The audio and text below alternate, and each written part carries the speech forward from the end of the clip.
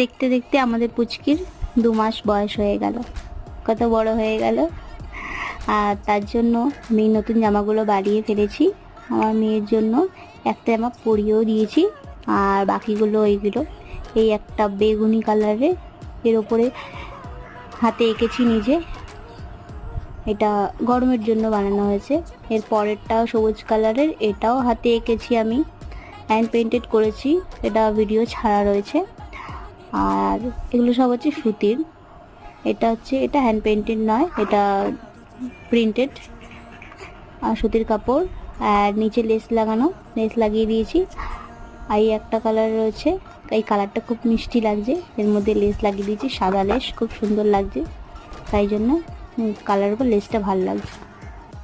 আর এদিকে এই জুয়েলারিটা আর এই কুর্তিটা ডেলিভারি যাবে, তো আমি এগুলোকে প্যাকিং করে নিচ্ছি।